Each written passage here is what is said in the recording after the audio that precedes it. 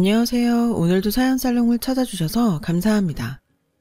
저는 얼마 전 첫 아이를 임신한 예비맘이에요. 평소 아이들을 좋아했던 터라 요즘 저는 들뜬 마음으로 하루하루를 살고 있어요.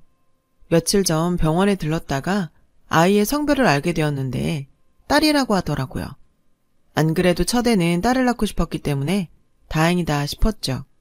남편도 딸이란 소식에 엄청 기뻐했고요. 엄마들은 딸에 대한 로망이 있잖아요.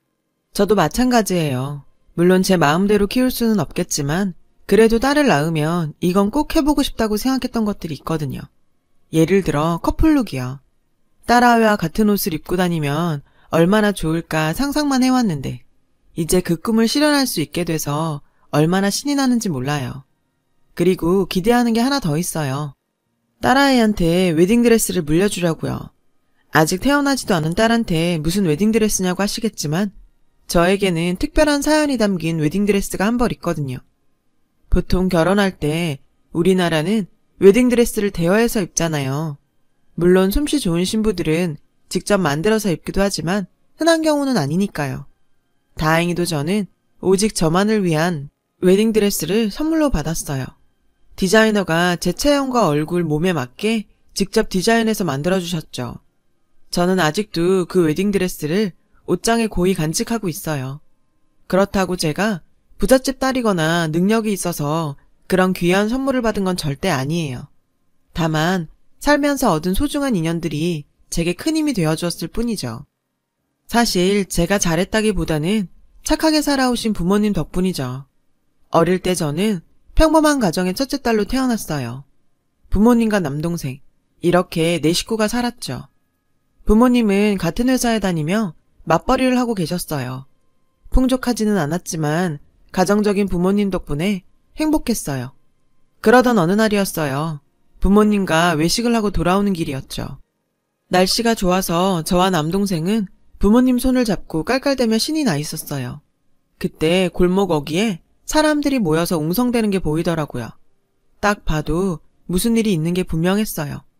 그 집은 저랑 남동생이 놀이터에 갔다가 돌아올 때마다 꼭 멈춰 서서 한참을 훔쳐보던 집이었죠.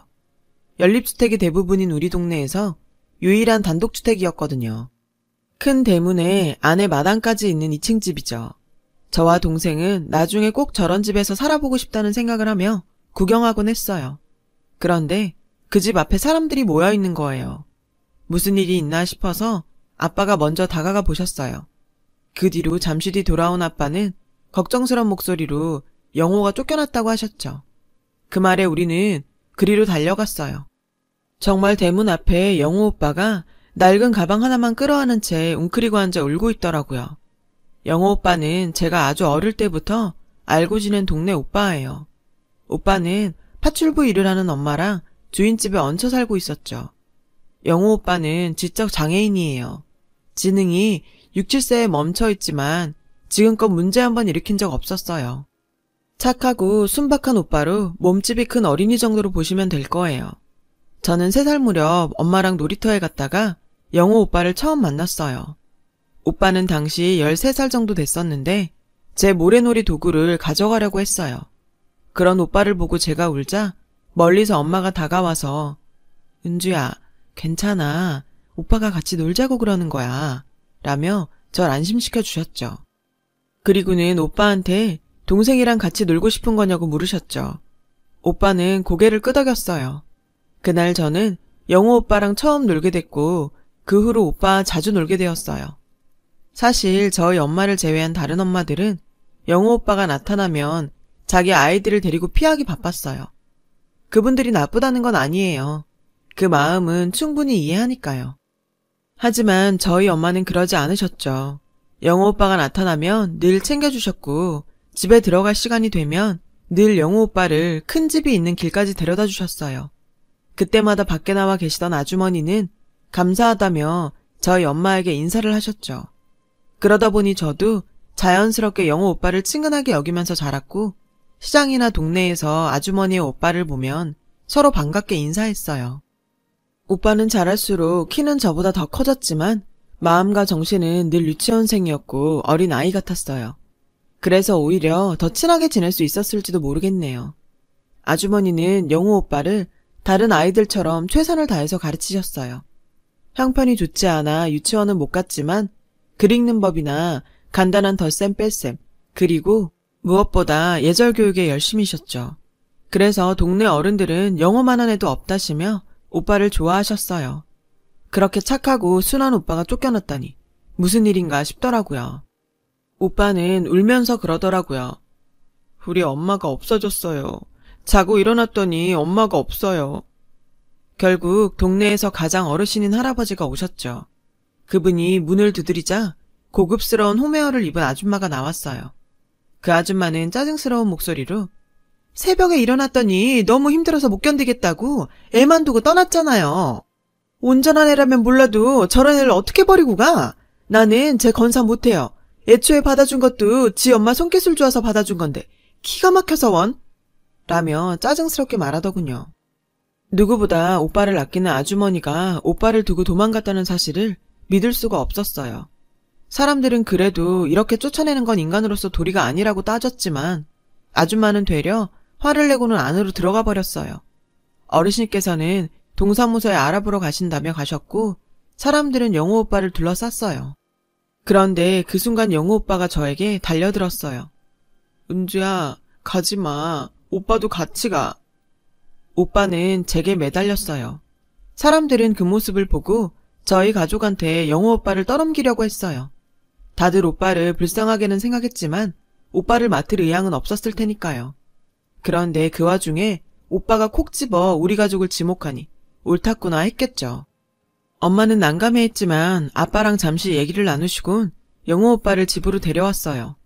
오빠는 친하게 지내던 저와 남동생과 같이 있으니 금방 진정이 되었어요. 엄마 아빠는 오빠를 어떻게 할지 상의하셨어요.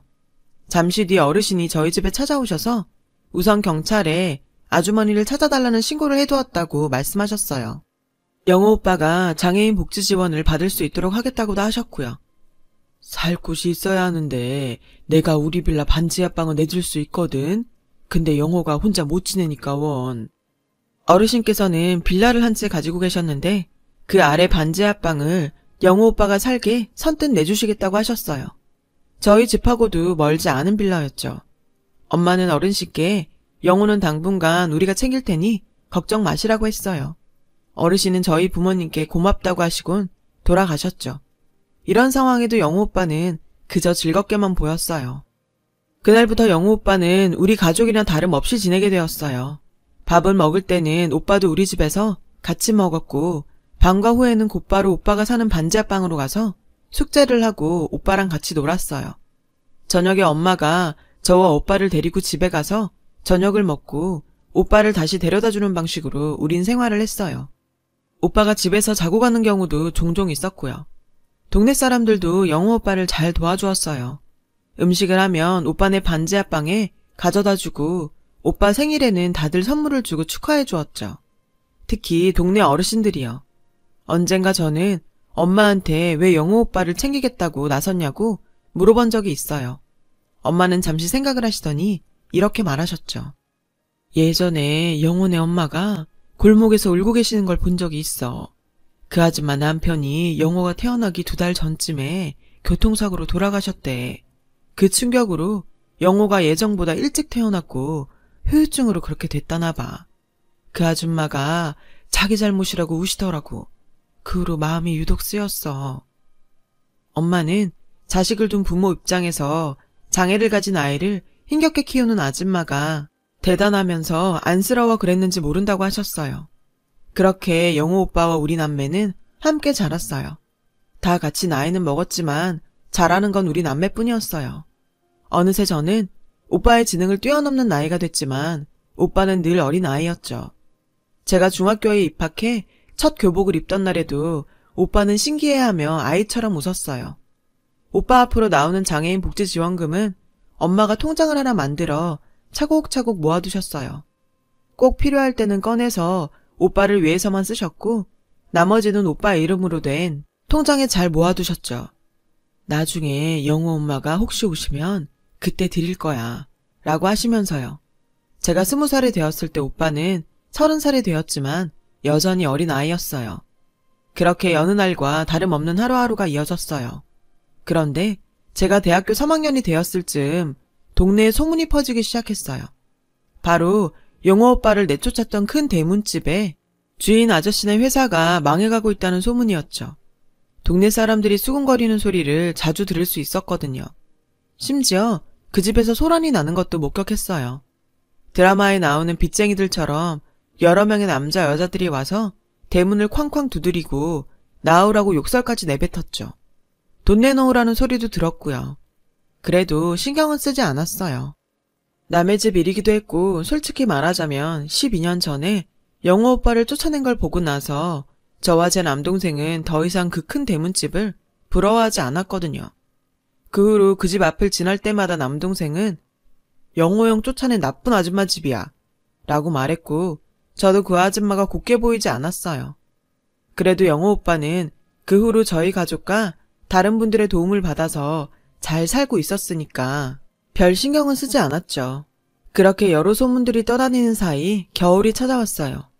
2학기 종강을 한 날이어서 그날이 기억이 나요. 종강한 기념으로 아르바이트해서 모은 돈으로 통 크게 고기를 사들고 집으로 가는 길이었어요. 영호 오빠를 포함해서 가족들하고 바비큐 파티나 하려고요. 집으로 걸어가면서 큰 대문집 앞을 지나게 되었는데 갑자기 누가 제 팔을 휙 잡더라고요. 돌아보니 동네 아주머니셨어요. 아주머니는 제 팔을 잡고는 어머 은주 왔네. 세상에 저 꼴 좀 봐라. 라고 하시며 끌고 큰 대문집 앞으로 데리고 가셨어요. 가보니 큰 대문집 앞에는 사람들이 모여 있더라고요. 오래전 영호 오빠가 버려지던 날처럼요. 큰 대문은 활짝 열려 있어서 그 넓은 마당이 훤히 보였습니다. 그런데 마당에 놀라운 광경이 펼쳐져 있었어요. 바로 영호 오빠를 냉정하게 내쫓았던 그 아줌마가 무릎을 꿇고 있었어요. 심지어 두 손을 가지런히 모으고 빌기까지 하고 있더군요. 잘 들리지는 않았지만 내가 잘못했다고 하는 것 같았죠. 아주머니는 신이 나서 제게 말했어요. 네 엄마 복받게 생겼다. 저 양반이 저렇게 돌아올 줄 누가 알았겠니? 아주머니 말에 저는 고개를 쭉 빼고 안을 들여다보았어요. 그랬더니 무릎 꿇은 아줌마 옆에 한눈에 봐도 고급스러운 투피스 정장을 입은 여사님 한 분이 서 계시지 뭐예요. 저분이 누구세요? 무슨 일인데요? 하고 물으니 동네 아주머니는 모르겠니? 하긴 나도 몰라봤으니까. 저 사모님이 그 양반 아니야. 여기 옛날 파출부하던 영호 엄마. 저는 너무 깜짝 놀랐어요. 제 기억 속 오빠네 아주머니는 늘 머리를 질끈 묶고 일하기 편한 몸빼 바지와 늘어진 티셔츠를 입고 계셨거든요. 머리를 우아하게 올리고 고급 정장을 입고 계셔서 못 알아보겠더라고요. 힘들어서 오빠를 두고 떠났다던 분이 어떻게 저런 모습으로 돌아왔는지 알 수 없었어요. 들리지 않는 대화가 끝나고 영호 오빠 어머니는 대문 밖으로 나오셨어요. 사람들은 그 기세에 아무 말도 못하고 물러났는데 제 팔을 잡으신 아주머니가 외치셨어요. 영호 엄마, 아까 나한테 물어봤던 영호 걷어준 그댁 딸이야, 은주. 그 말에 오빠 어머니는 걸음을 멈추시더니 제게 오셨어요. 그리고는 제 손을 덥석 잡으셨죠. 은주니? 은주구나. 아주머니는 저를 꼭 끌어안았어요. 그리고는 흐느껴 우시더라고요. 어깨까지 들썩이며 우시는 아주머니를 우선 저희 집으로 모셔갔어요. 집에는 부모님만 계셨고 남동생은 영호 오빠네 반지 앞방에 놀러간 상태였죠. 엄마 아빠도 오빠네 어머니를 알아보지 못했어요. 오빠네 어머니는 울음을 터뜨리시면서 엄마 아빠 앞에 무릎을 꿇으셨어요. 엄마 아빠는 당황한 표정이었죠. 제가 선생님들께 정말 평생 갚지 못할 은혜를 입었습니다. 정말 죄송하고 감사합니다. 영문을 몰라 하는 부모님한테 저는 영호 오빠 어머니라고 말했어요. 놀란 엄마랑 아빠는 입이 떡 벌어졌어요. 세상에, 아니 아주머니 이게 어떻게 되신 거예요? 도대체 어디 있다가 이제 오신 거예요? 옷차림은 또 어떻게... 엄마는 오빠 어머니를 일으키시고 소파로 앉혀드렸어요. 아빠는 커피를 내오셨고요.